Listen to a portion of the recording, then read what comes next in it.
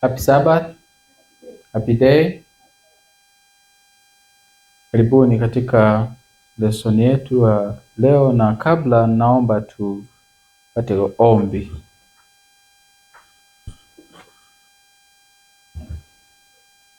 Tuombe.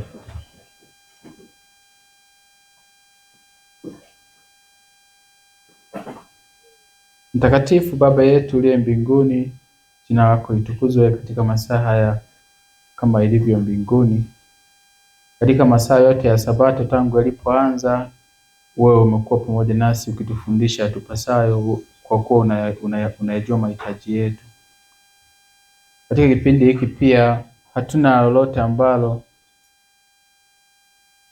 tunaweza kujipatia wenyewe lenye msaada, lakini yote yaliyo yetu hayafai kitu. Bali Bwana, tunaomba tupokee kutoka kwako yaliyo mema. Tazama mawazo yetu na matendo yetu, maneno yetu na fikira za mioyo yetu ziko mbele zako, kiasi kwamba wewe unaweza kutupatia matibabu ya moyo yaliyo sahihi. Hakuna kitu ambacho wewe hauna uhakika nacho, bali yote yako wazi mbele zako. Tunaomba utusaidie Bwana, itufunulia yatupasayo. Tunaomba kwa jina la Yesu Bwana wetu, amin.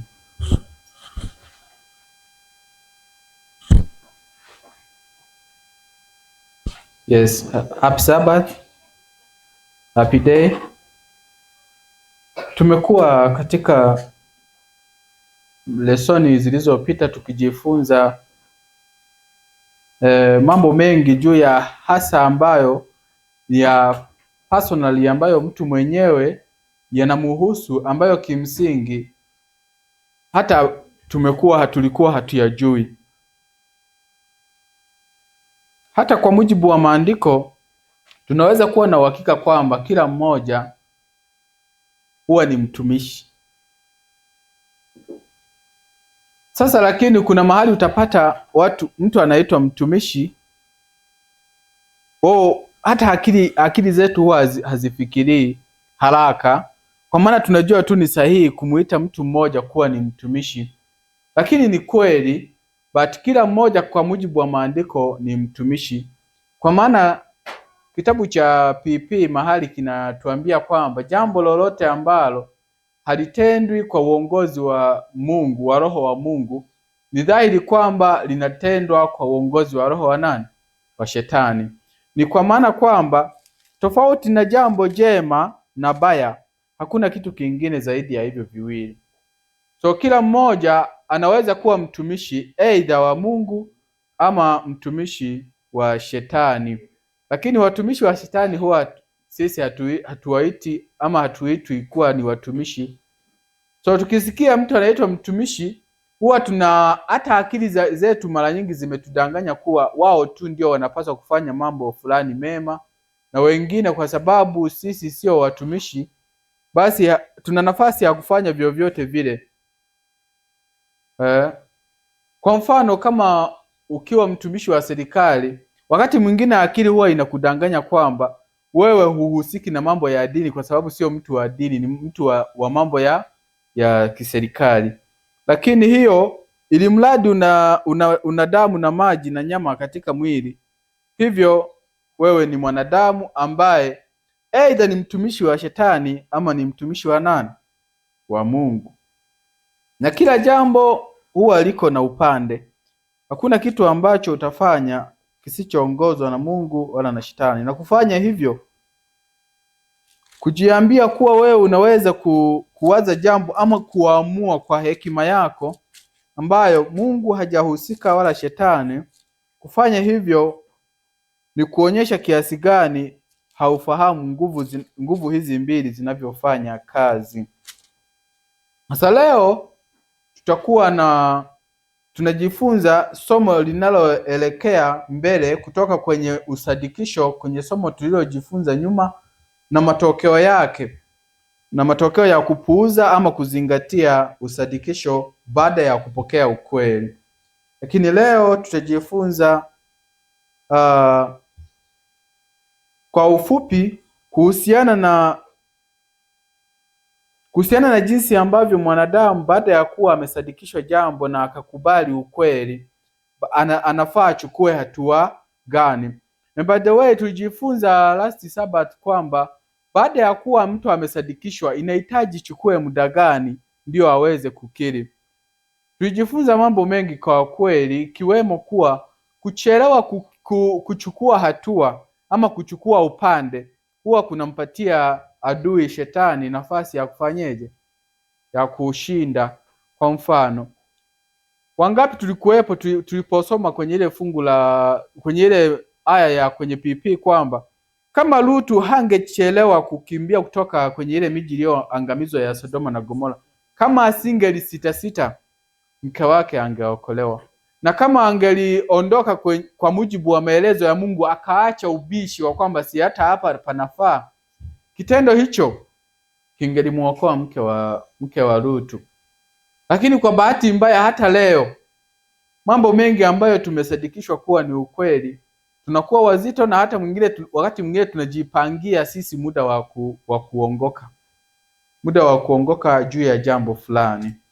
Sasa kitabu cha Yeremia sura yake ya pili. Kitabu cha Yeremia sura ya pili, tuangalie fungu lile la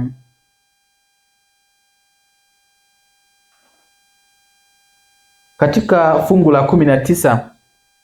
Maandiko yanasema, uovu wako mwenyewe utakurudi, maasi yako yatakukaripia, ujue basi ukaone ya kuwa ni jambo baya sana na uchungu kuwa umemwacha Bwana Mungu wako, na ya kuwa moyoni mwako hamna kunihofu, asema Bwana wa majeshi. Kitabu cha Yeremia chapter 2 verse 18. Sasa Mungu anaposema hivyo kwamba uovu wako utakurudi, kumrudi mtu ni aje? Kumrudi kama kawaida ya Biblia, mstari wa pili wao unatafsiri sana kilicho juu. Akasema hivi, maasi yako yatakukaripia. Kwa kumrudi mtu ni kumkaripia ama kumuonya kwa lengo la kumrejesha mahali kwenye njia iliyo sahihi. Sasa Mungu anakusudia nini kuhusu njia zetu? Ya kwamba ijapokuwa tulikuwa na shingo ngumu, hatukuelewa wakati tunapewa maonyo. Sasa wacha madhara yatupatie nafasi ya kurudi na kuona jinsi ya kila ambacho tumefanya. Wacha madhara ya utambulishe wema. Mtu mwingine alisema kwamba kama mtu atashindwa kumuelewa Mungu kupitia Kristo, sio kwamba hatamuelewa kabisa, hatamuelewa, lakini njia inayofuata tu tofauti na kumuelewa kupitia Kristo, atamuelewa kupitia shetani. Sasa unafikiri Mungu siku moja atakuja kuhubiriwa na shetani vizuri? Sasa ina maana gani hiyo sentence kwamba mtu asipomuelewa Mungu kupitia Kristo atamuelewa kupitia nani? Kupitia shetani. Kimsingi watu wengi wameimbiwa juu ya waganga wa kienyeji, juu ya kupiga ramli. Kwenye maandiko yameandikwa hayajatosha, wamehubiri watu, maiki zimechakaa. Lakini kwa nini mtu bado haelewi? Ni kwa sababu watu wengi sana wanasomba roho za ndugu zao kwenda kuzimu. Na yani cha ajabu ni mtu anakufa, anauawa na mawazo potofu, anapata kansa, anaenda kupigiwa ramli na kuchinja kuku kwa waganga. Huyo mtu anakufa, kwenye kaburi lake wanaenda kuungama watu, wanaenda kulia na kuungama maovu yao, wanaenda kuabudu mizimu ya huyo mtu ambaye amekufa hivyo. Hao wanaelewa hata hayo mabaya yanawarudi hao. Hata hayo mabaya yaliyowapata yanawakemea? Hapana. Sasa ni jambo ambalo Mungu amesema hivi, ni jambo baya sana. Kwenye mstari tuliosoma anasema hivi, ukapate kuona ujue basi ya kwamba ni jambo baya sana na uchungu. Ujue hapo anapoelezea ubaya wa jambo na uchungu, anaelezea feelings zake, si ndio? Linamtia uchungu kiasi gani ya kwamba umemwacha Bwana Mungu wako, na mbaya zaidi ya kwamba moyoni mwako hamna kunihofu, asema Bwana, Bwana wa majeshi. Sasa kesi nzito na mbaya huwa ni ipi? Huwa ni pale ambapo mtu amemwacha Mungu, na mbaya zaidi hata kumhofia hakumo ndani yake. Mtu anafanya ubaya ambao hata wazo la kuwa anafanya jambo baya limeshakufa ndani yake. Mtu huyo ataponaje? Ataponaje huyo? Anafanya jambo baya halafu nafsi yake inamsuta, kwamba mtu anayefanya jambo baya halafu nafsi yake inamsuta, anaumia, huyo ni virahisi kumrejesha. Lakini yule ambaye hata kumhofia Bwana wala kuhofia matokeo yatakayompata hakumo ndani yake, basi huyo mtu yaani hilo jambo linaacha tu alama ya michirizi ya maumivu kwenye moyo wa baba yake mpendwa mbinguni. Lakini ni nini sasa sisi ambao tuko kwenye wakati huu? Kimsingi tunachotaka kuzingatia sana leo katika somo hili ni kuona hali yetu ilivyo mbaya ukilinganisha na vizazi vingine, hasa kwa kanisa la leo. Kimsingi imekuwa hivyo, na nimekuja kuona kuwa kama maandiko yanavyosema imekuwa hivyo tangia zamani. Leo tunapojifunza kisa cha Kaini, tunaweza tukua kila mmoja anatoka hapo kwenye mlango ule pale anaona kwamba Kaini, yaani wazo lake ameconclude kwamba Kaini ni muovu kuliko hata sisi. Lakini kimsingi pamoja na jeuri yote aliyokuwa nayo Kaini pale na kumjibu Mungu vibaya na matendo yake ya umwagaji wa damu, hatujui bado, hakuna anayejua kwamba Kaini kama angeishi kwenye kizazi hiki ambacho Kristo mwenyewe yupo, angekuwa kama sisi. Hakuna anayejua. Lakini kwenye kitabu cha Mathayo sura ya 12, Mathayo sura ya 12, tusoma aya ya 41. Maandiko yanasema nini? Aya 41, maandiko yanasema, tuanzie wapi ili ndio tuelewane vizuri? Tuanzie tu 39. Akajibu akawaambia, kizazi kibaya na cha zinaa chatafuta ishara, wala hakitapewa ishara, ila ishara ya nabii Yona. Kwani kama vile Yona alivyokuwa siku 3 mchana na usiku katika tumbo la nyangumi, vivyo ndivyo mwana wa Adamu atakavyokuwa siku 3 mchana na usiku katika moyo wa nchi. Watu wa Ninawi watasimama siku ya hukumu pamoja na watu wa kizazi hiki, nao watawahukumu kuwa wamekosa, kwa sababu wao walitubu kwa mahubiri ya Yona, na hapa yupo aliye mkuu kuliko Yona. Kutoka kizazi hiki, kutoka watu ambao walikuwa wamesimama kando na Yesu wakati huu, kutoka hapo mpaka hapa tulipo sisi, kuna badiliko tayari. Yaani kuna badiliko kiasi kwamba hata hao waliokuwa wamesimama pamoja na Kristo wanaambiwa maneno haya, kama wakisimama kwenye siku ya hukumu pamoja na sisi, kama tukipotea, wanaweza kutuhukumu sisi kuwa ni wakosaji. Hao waliokuwa wanaambiwa haya maneno na Kristo. Kwa sababu gani?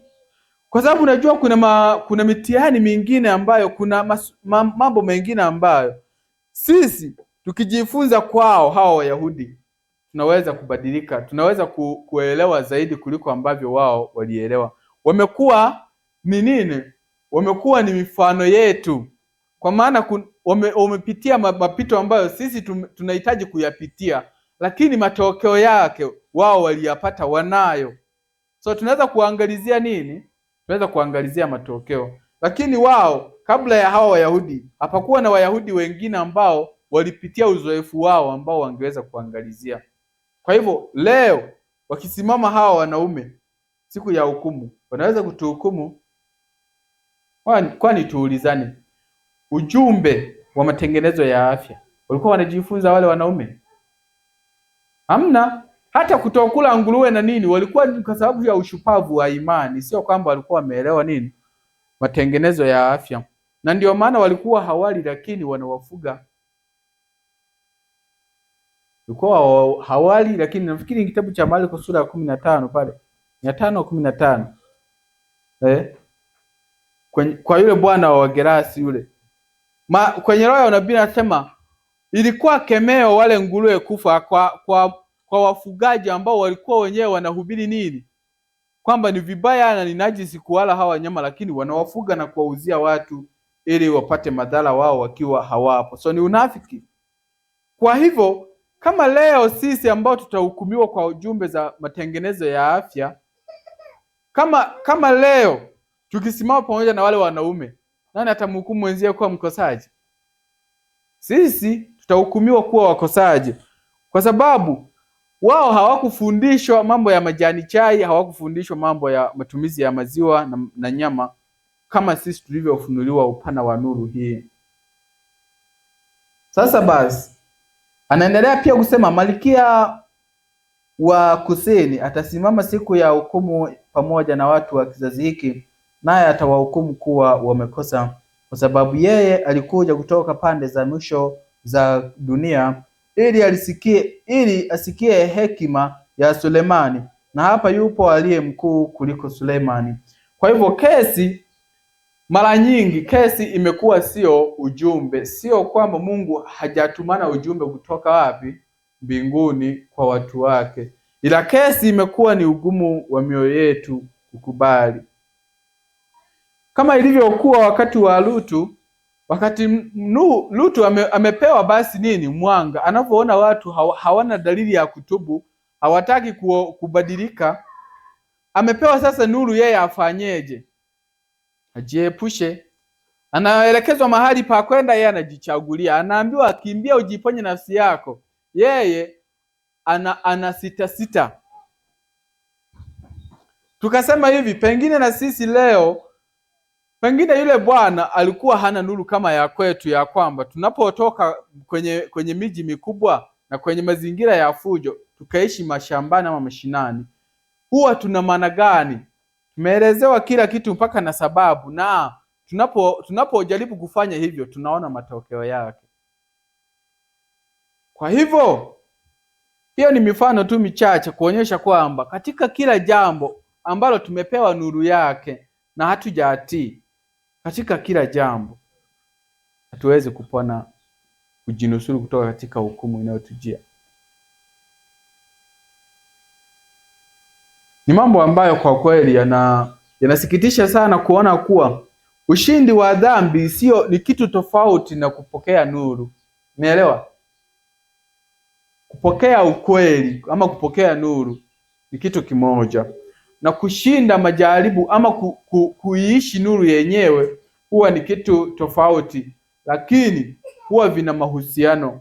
Sasa ni kitu gani? Akili huwa inatuambia utakatifu tunaupata kwa maarifa ya nini? Kwa maarifa ya ukweli, ya kwamba ukishaujua ukweli vizuri, ukalielewa somo vizuri, akili nakwambia wewe sasa umeshatakasika. Jambo hilo limepeleka wachungaji na wainjilisti wakubwa mahali pabaya, kwa maana alikuwa wengine wakisimama kuelezea, wanahubiri mambo ambayo hata nyewe wenyewe mnaona hapa, kwa kweli ni huyu tu bwana ndio ameelewa haya mambo, sisi hatujaelewa. Wako wapi? Ni kwa sababu akili inakudanganya kuwa kuelewa jambo kwa upana kiasi cha kulielezea kama lilivyo ndio utakatifu. Lakini hatujui kuwa watu ambao wanaweka mambo yaliyo rahisi tu ambayo kila mmoja anaweza kuyaelezea kwenye maisha, kwenye utendaji, kwenye mambo madogo madogo, hao wana imani kubwa kuliko sisi ambao tumejaliwa uwezo wa kuelezea mambo kama hayo. So hiyo ndio imekuwa vigumu kuelewa. Lakini Bwana anaendelea kutuvuta kwa fadhili zake tupate kutubu. So hatupaswi kudharau sasa wingi wa nini? Wa neema ya Bwana, kwa maana unatuvuta ili tufanyeje? ili tupate kutubu.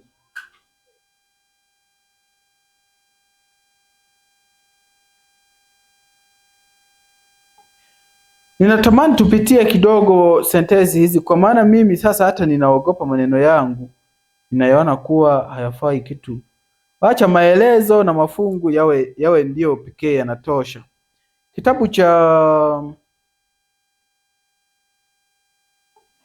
Kitabu cha Luka sura ya 15 hapa.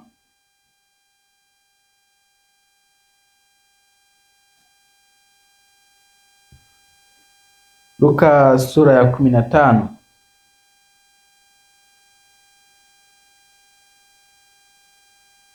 Tusome fungu la 22.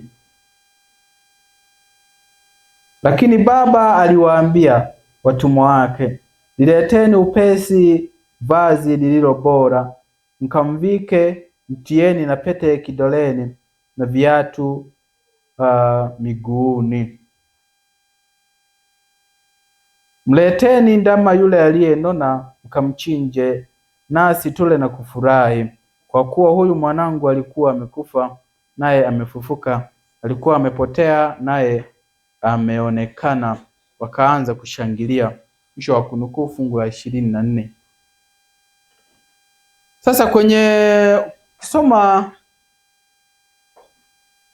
kwenye kitabu cha vielelezo vya mafundisho ya Kristo, kile ni sura ya 16 hivi, anaelezea hiki kisa kwa kusema kuwa yule bwana alipompokea mwanae hakusubiri mpaka afike nyumbani. Alichukua nguo yake ya mabegani akamfunika, ndipo baadaye wakamvisha lile joho. Lakini sisi kesi yetu ni nini? Kesi yetu ni hukumu ambayo itatupata sisi kwa kupuuzia kuyaweka maishani mambo ambayo kwa mujibu wa somo lililopita tumesadikishwa na kuona kuwa ni ukweli, na ama tukakubali ila tukachelewa kufanyaje kuchukua hatua, ama tukakataa kama jinsi Herode Kayafa na jopo lake walivyofanya.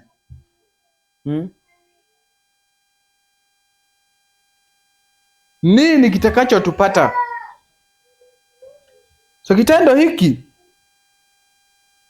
cha kuchelewa tunaweza kuona matokeo yake kwa Lutu, jinsi ambavyo alipoteza hata mke wake, akaweka hata riski ya maisha yake kwa sababu ya kukawia ujumbe ambao ana uhakika nao kuwa umetoka kwa Mungu.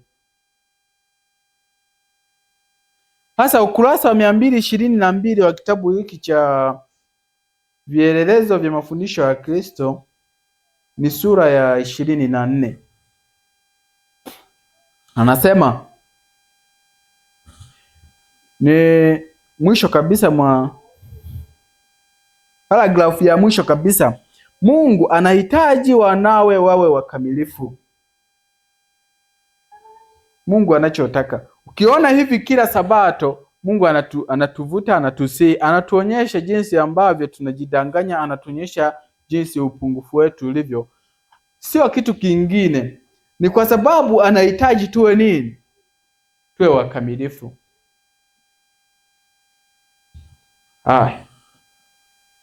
Sheria yake ni chapa ya tabia yake mwenyewe, na ndicho kiwango cha tabia zote. Kiwango hiki cha milele kimewekwa mbele ya wote ili pasiwe na utatanishi juu ya aina ya watu Mungu anaowahitaji kuunda ufalme wake. Sasa kwa hiyo lengo la kuwepo kwa sheria ya Mungu, amri za Mungu, sio kama tunavyofikiria sisi kidunia kwamba amri za Mungu zimekuwepo ili kubainisha nini? Ili kutushtaki, kutukamata. Ukifanya hivi unabanwa. Kama mwingine alisema Biblia inawafunga watu kama gereza, inawafunga watu kwa miaka mingi, ambao sasa Yesu anataka watu watoke humo. Kwa maana mtu akitaka tu kuwa huru kidogo, Yeremia anazuia. Akitaka kuwa hivi, Matendo ya Mitume. Akitaka kuwa hivi, sijui Marko inasema nini. Mtazamo huo sio wa yule tu mtu mmoja, ni watu wengi sana ambao tumekuwa nao, ya kwamba amri ya Mungu nayo unapokutana nayo, tumekuwa na mtazamo kuwa ndio mshtaki wetu na ndio anayetesa roho za watu. Na ndio maana kwenye unabii wa Ufunuo 11 kuanzia fungu la 3 na kuendelea, kinachoonyeshwa pale hasa nafikiri kwenye fungu la 5, tusogee hapo tuone. Ufunuo sura ya 11 aya ya aya ya 5. Anzia tu ya 3. Nami nitawaruhusu mashahidi wangu wawili, nao watatoa unabii siku 1260 hali wamevikwa magunia. Hao ndio ile mizeituni miwili na vile vinara viwili visimamavyo mbele za Bwana wa nchi. Na mtu akitaka kuwadhuru, moto utoka katika vinywa vyao na kuwala adui zao. Na mtu akitaka kuwadhuru, hivyo ndivyo impasavyo kuuawa. Haya anasema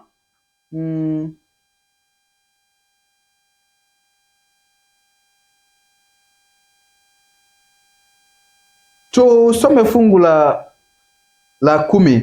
Baada ya kuwa hao mashahidi ama hiyo mizeituni imeuawa, kilitokea nini?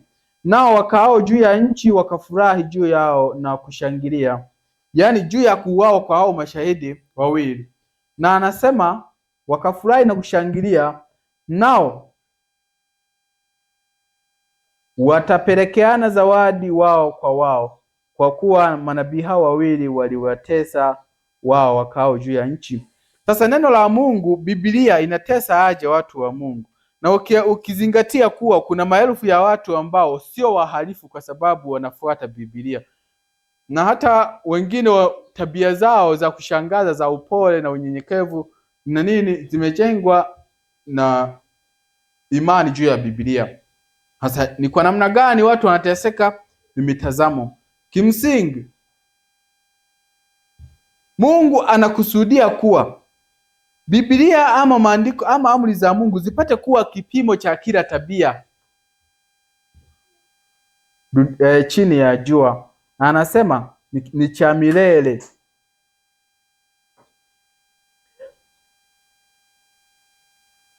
Haya. Sasa lengo kuu ni nini? Ni kuwaweka kando watu ambao watafaa kwa ajili ya wale ambao anawahitaji kwa ajili ya kuwa component ya ufalme wake, watakaounda ufalme wa Mungu. Maisha ya Kristo duniani yalikuwa kielelezo halisi cha sheria ya Mungu. Hivyo wale ambao wanadai kuwa wao ni wana wa Mungu, wanapokuwa kama Kristo katika tabia zao, watakuwa pia watiifu kwa amri za Mungu. Sasa hakuna haja ya kutambulishana majina. Mungu anachotaka ni wote wanaotii amri za Mungu hatimaye watajikuta wako kwenye kundi moja, na kiongozi wao akiwa ni Yesu Kristo. Sasa huwa kinatokea kitu gani? Mtu ana hata madhara, hata baada ya kuwa amepata madhara ya kutokutii amri ya Bwana, bado haoni kuwa ni nini? Ni hasara. Huwa hatua hiyo inafikia aje?